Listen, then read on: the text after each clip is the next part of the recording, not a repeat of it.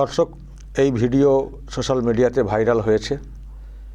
যাকে দেখছেন flying kiss দিতে, উনি হচ্ছেন টিএমসির এমএলএ নারায়ণ গোস্বামী, অশোকনগর। যেটা খবর যে লক্ষ্মীর ভাণ্ডার ওই যে বৃদ্ধি করা হয়েছে, তো সেজন্যে মহিলাদের একটা অংশ টিএমসির তারা নাকি একটা মিছিল করেছিলেন, তো সেখানে ছিলেন এই এমএলএ।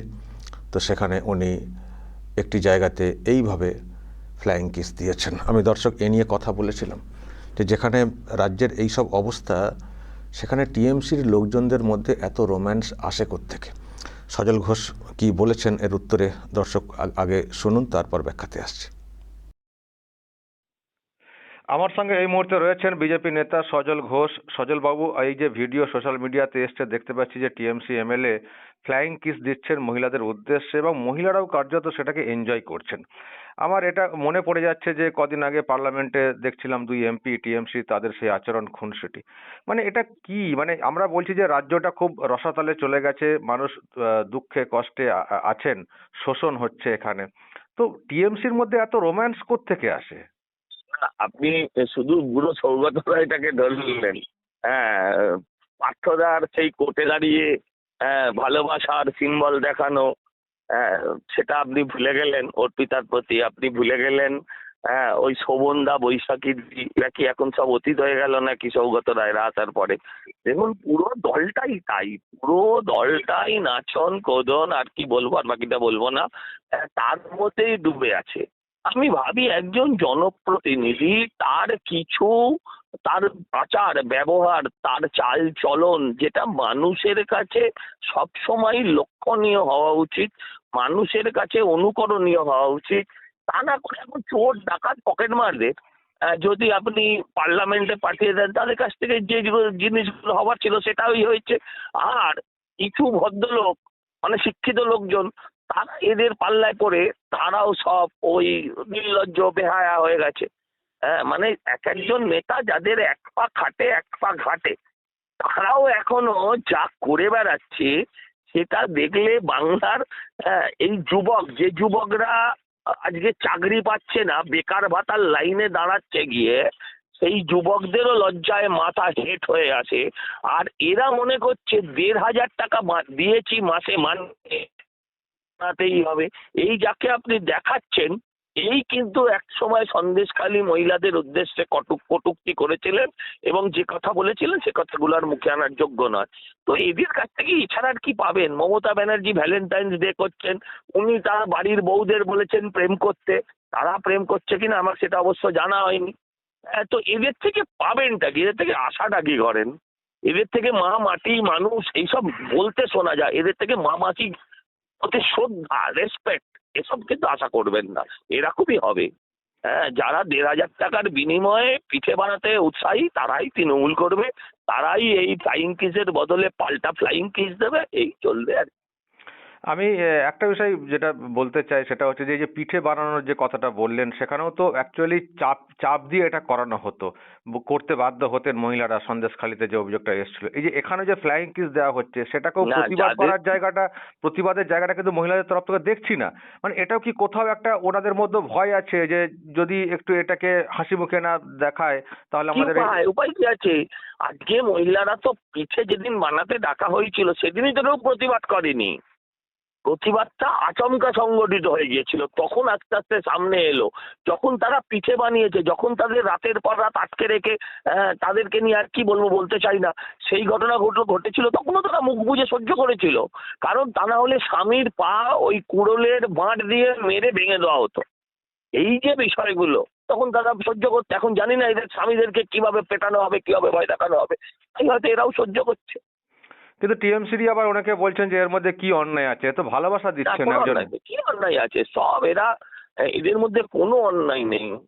এরা সব রোমিও জুলিয়েটের বংশধর, এদের মধ্যে কোনো অন্যায় নেই। এদের প্রেম অমর, এদের প্রেম ইতিহাসে কয়লার অক্ষরে লেখা থাকবে। এছাড়া কি বলতে পারে? এছাড়া কিছু বলার। ওকে, অসংখ্য ধন্যবাদ ফোন লাইনে থাকার জন্য।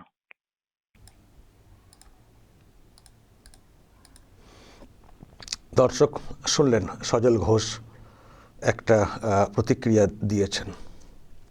তো দর্শক আপনারা কি বলবেন? ঠিক করছেন? টিএমসির লোকজনদের যা সব দেখছেন ঠিকই হচ্ছে? মানে এর মধ্যে কি আপনাদের চোখে কোনো অন্যায় ঠেকছে, নাকি ঠিকই তো করছেন? ভালোবাসা বিলি করছেন, বেলাচ্ছেন, তো সমস্যা কোথায়? আপনাদের কি ধারণা দর্শক, কি বলবেন? তবে একটা কথা, এই যে এখানকার শাসক বলে না বাংলা বাঙালির সংস্কৃতি, বাংলা বাঙালির সংস্কৃতি, আমার সেখান থেকে একটা প্রশ্ন। যেগুলো দেখতে পাচ্ছি, যেগুলো সোশ্যাল মিডিয়াতে আসছে বেশি বেশি করে, এগুলো কি বাংলা বাঙালির সংস্কৃতি? এগুলো বাংলা বাঙালির সংস্কৃতি? হ্যাঁ, নাকি আমরা অনেক ওই পাশ্চাত্যের দিকে চলে গেছি? এটা বাংলা বাঙালির সংস্কৃতি। দেখুন, এক একটা জায়গার এক একভাবে চলে বিষয়টা। যখন আমরা বলতে টিএমসির লোকেরাই বেশি করে বলে থাকেন বাংলার সংস্কৃতি এটা, বাংলার সংস্কৃতি ওটা, এটাকে নষ্ট করে দেওয়া হচ্ছে, ওটাকে নষ্ট করে দেওয়া হচ্ছে বাইরে থেকে লোকজন এসে। সেখান থেকে প্রশ্ন যে এগুলো কি বাংলার সংস্কৃতি? আমার এটা হচ্ছে প্রশ্ন। কিন্তু কাকে আর প্রশ্ন করব? যিনি রাজ্যের মুখ্যমন্ত্রী, তাকে দেখলাম ভ্যালেন্টাইন্স ডেতে পোস্ট করতে, মানে এই দিনটাকে পালনের একটা বার্তা দিয়ে সেটাকে পোস্ট করতে। সেদিনও মানুষ বলেছিলেন ঠিক আছে, ভালোবাসার দিন হিসেবে বলা হয়েছে, ঠিক আছে, কিন্তু এই ভালোবাসা, এই দিনটাকে যেভাবে বলা হচ্ছে, এটা কি বাংলার সংস্কৃতি? এটা ছিল বাংলাতে কখনো যে ভ্যালেন্টাইন্স ডেতে ভালোবাসার বার্তা দিতে হবে?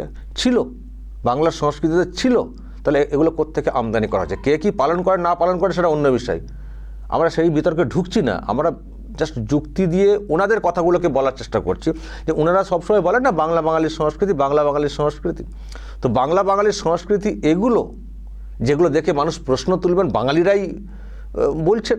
যেমন টিএমসি লোকেরা কেউ কেউ বলতে পারেন যে আবার কি সমস্যা কী আছে, এখানে 2 এমপি খুনসুটি করছেন, তো কী সমস্যা? এটা আবার যদিও অনেকে বলছেন খুনসুটি করুন, যা করুন তার জায়গা আছে, করবে যান, তার অনেক জায়গা আছে। দিল্লিতে তো অনেক জায়গা আছে, থাকার জায়গা আছে, ফ্ল্যাট আছে, কোথাও সব থাকেন না, এই আছে, বসার জায়গা আছে, ক্যান্টিন আছে, হোটেল আছে, যান না সেখানে খুনসুটি করুন, করে যান না, কেউ মানা করবে না।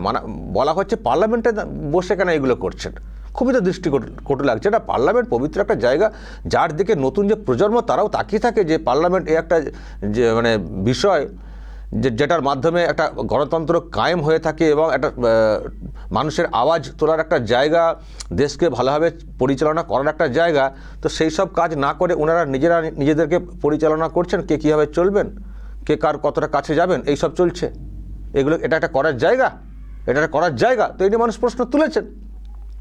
এখন এটার মধ্যে যদি কেউ অন্যায় না খুঁজে পান যে কী আর আছে, ও তো একটু কথা বলতেই পারেন, তাহলে কিছু করার নেই। সেটা খুবই আর কি, এটার মধ্যে কেউ অন্যায় না খুঁজে পান, এ আবার কী সমস্যা আছে? ফ্লাইং কিস দিয়েছে তো কী, এতে ভালোবাসা দিয়েছে, এর মধ্যে আবার কী অন্যায় আছে?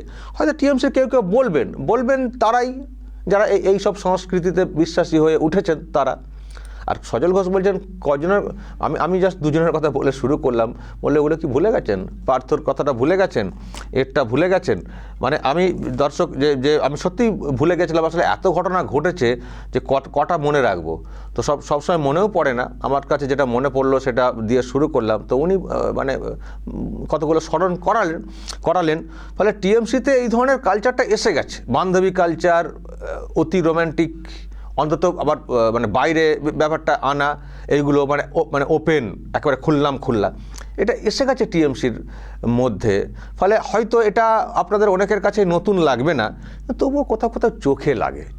কারণ এগুলো সমাজে আসছে, নতুন প্রজন্মের ছেলেমেয়েরা তারাও দেখছে, যখন মিডিয়াতে খবর আসছে, সোশ্যাল মিডিয়াতে ভেসে আসছে, তারা এইগুলো দেখছে। এবার এখান থেকে তারা কী শিখছে, কী শিখবে, তার প্রতিফলন মানে তার কী হবে, সেটা তো ভাববার না। আমরা বড় হয়েছি, আমাদেরকে ভাবতে হচ্ছে, আমাদেরও ছেলেমেয়েরা বড় হচ্ছে, তাদের কথা ভেবে এসব আমরা চর্চা করছি। কারণ আমরা এটুকু জোর দিয়ে বলতে পারি যে যাই ব্যাখ্যা দিন, যেমন করে ব্যাখ্যা দিন না কেন, যেটা দেখতে পাচ্ছি এটা আর যাই হোক বাংলা বাঙালির সংস্কৃতি না। সেই জায়গা থেকেই কথাটা আমরা জোর দিয়ে বলছি। এবার দর্শক যদি আপনাদের কিছু মতামত থাকে বলবেন, যদি বলেন আপনার ধারণা ভুল, তা সেটাও বলবেন, যা বলার বলবেন, এবং নজর রাখবেন আরামবাগ টিভিতে।